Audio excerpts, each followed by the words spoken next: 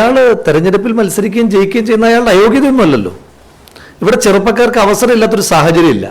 Congress party UDF എന്ന് പറയുന്നത് proper ബ്ലെൻഡാണ്. ലീഡർഷിപ്പിൻ്റെ ഒരു പരിപൂർണമായ ബ്ലെൻഡിങ് ഇതിനകത്തുണ്ട്. ഇത്രയേറെ ചെറുപ്പക്കാർക്ക് അവസരം കിട്ടുന്ന വേറെ ഏതെങ്കിലും ഒരു രാഷ്ട്രീയ പ്രസ്ഥാനം നിങ്ങൾക്ക് കേരളത്തിൽ ചൂണ്ടിക്കാണിക്കാനുണ്ടോ? ഇപ്പം ഞാൻ പറയുന്നത് ഏതെങ്കിലും തെരഞ്ഞെടുപ്പിൽ മത്സരിക്കുക മാത്രമല്ലോ, പ്രസ്ഥാനത്തിൻ്റെ ഫേസ് ആകാൻ റെസ്പോൺസിബിലിറ്റി ചെറുപ്പക്കാർക്ക് കൊടുക്കുന്ന വേറൊരു പാർട്ടിയെ നിങ്ങൾ ചൂണ്ടിക്കാണിക്കുക. ഇപ്പോൾ നിലമ്പൂർ ഉപതെരഞ്ഞെടുപ്പ് നടന്നു. നിലമ്പൂർ ഉപതെരഞ്ഞെടുപ്പ് നടന്നപ്പോൾ അതിൻ്റെ എത്രയോ പ്രധാനപ്പെട്ട ഫേസാകുന്ന ഉത്തരവാദിത്തങ്ങൾ, ഫേസാകാൻ കഴിയുന്ന ഉത്തരവാദിത്തങ്ങൾ ഞാനടക്കമുള്ള ചെറുപ്പക്കാർക്ക് ഈ പ്രസ്ഥാനം തരികയല്ലേ.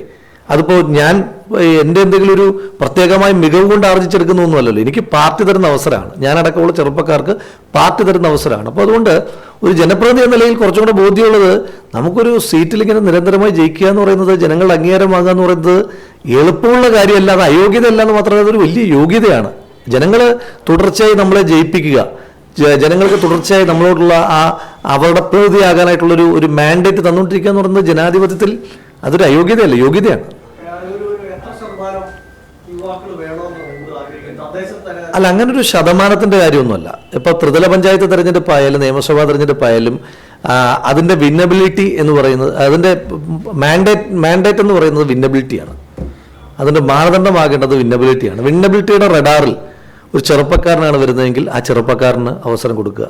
വിന്നബിലിറ്റിയുടെ റഡാറിൽ ഒരു 90 വയസ്സുകാരനാണ് ഒരു വാർഡിൽ ജയിക്കുന്നതെങ്കിൽ എന്തിനാണ് അദ്ദേഹത്തെ മാറ്റി നിർത്തുന്നത്?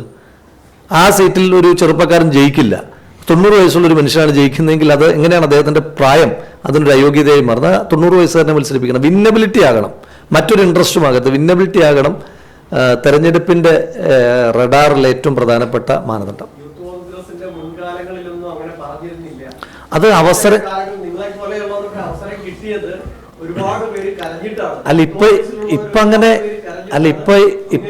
അങ്ങനെ അതാ പറഞ്ഞത്. അത് ആവശ്യം ഉള്ള ഘട്ടത്തിലാണല്ലോ പറയേണ്ടത്. ഇപ്പൊ ആവശ്യം പോലെ ചെറുപ്പക്കാർ അക്കോമഡേറ്റ് ചെയ്യപ്പെടുന്ന സാഹചര്യം ഉള്ളപ്പോൾ നമുക്കത് പറയേണ്ട ആവശ്യമില്ല. പാർട്ടി സ്വാഭാവികമായിട്ട് തരികയാണ്. ഒരു കാലഘട്ടം ഉണ്ടായിരുന്നു ചെറുപ്പക്കാർക്ക് താരതമ്യേന എല്ലാ കാലത്തും ചെറുപ്പക്കാർക്ക് വലിയ സ്വീകാര്യത ഈ കോൺഗ്രസിനകത്ത് ഉണ്ടെങ്കിലും ചെറുപ്പക്കാർക്ക് അത്ര കണ്ട് പ്രാധാന്യം ഇല്ല എന്ന് ചെറുപ്പക്കാർക്ക് തോന്നിയിരുന്നൊരു ഘട്ടം ഉണ്ടായിരുന്നു. ഇപ്പോൾ തൊട്ടു മുമ്പത്തെ നിയമസഭാ തെരഞ്ഞെടുപ്പ്, ഇപ്പോൾ തെരഞ്ഞെടുപ്പാണ് അതിൻ്റെ മാനദണ്ഡങ്ങൾ. നിങ്ങൾ തൊട്ടു മുമ്പത്തെ നിയമസഭാ തെരഞ്ഞെടുപ്പ് എടുക്കൂ. ആ നിയമസഭാ തെരഞ്ഞെടുപ്പിൽ ഞങ്ങളുടെ സംസ്ഥാന യൂത്ത് കോൺഗ്രസ് കമ്മിറ്റിയിലെ മാത്രം 12 പേര് വന്നു. 51 പുതുമുഖങ്ങൾ. കോൺഗ്രസ് ആകെ 90 സീറ്റിലോ മറ്റാണ് മത്സരിച്ചത്. അതിൽ 51 സീറ്റിൽ പുതുമുഖങ്ങൾ മത്സരിച്ചു. അപ്പോൾ നിങ്ങൾ കഴിഞ്ഞ പാർലമെൻറ്റ് തിരഞ്ഞെടുപ്പ് എടുത്തു നോക്കൂ. എൻ്റെ തൊട്ട് മുൻഗാമിയായ ശ്രീ ഷാഫി പറമ്പിൽ പാർലമെൻറ്റിലേക്ക് പോകുന്നു. ശ്രീ ഹൈബി ഈഡൻ, ശ്രീ ഡീൻ കുര്യാക്കോസ്, കുമാരി രമ്യ ഹരിദാസ് അടക്കമുള്ള കോൺഗ്രസ് മത്സരിക്കുന്ന ആകെ 14 സീറ്റ് അല്ലേ, 14 സീറ്റിൽ 4 പരിപൂർണമായി ചെറുപ്പക്കാർ. പിന്നെ അത് കഴിഞ്ഞിട്ടുള്ള തൊട്ടു മുമ്പത്തെ ജനറേഷൻ മത്സരിക്കുന്നു.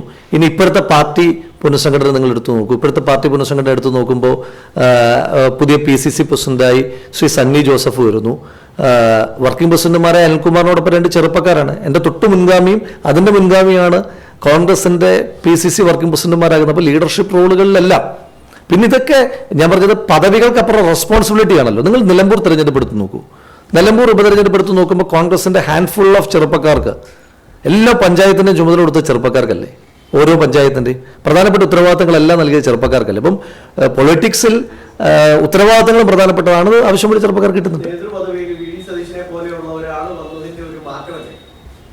അല്ലത് ശ്രീ VD സതീശൻ അതിനകത്ത് പങ്കാളിത്തമുണ്ട്. അതിനു മുമ്പ് ശ്രീ രമേശ് ചെന്നിത്തലയ്ക്ക് പങ്കാളിത്തമുണ്ട്. അതിനു മുമ്പ് ശ്രീ ഉമ്മൻചാണ്ടിക്ക് ഇതിനകത്ത് പങ്കാളിത്തമുണ്ട്. ശ്രീ രാഹുൽ ഗാന്ധിയുടെ കടന്നുവരവോട് കൂടിയിട്ടുണ്ടായ മാറ്റമുണ്ട്. ശ്രീ KC വേണുഗോപാൽ അഖിലേന്ത്യാ നേതൃത്വത്തിലേക്ക് എത്തിയതിൻ്റെ മാറ്റമുണ്ട്. അപ്പോൾ അതിൻ്റെ എല്ലാ മാറ്റങ്ങൾ ഒരു ടോട്ടൽ ചേഞ്ചാണ്.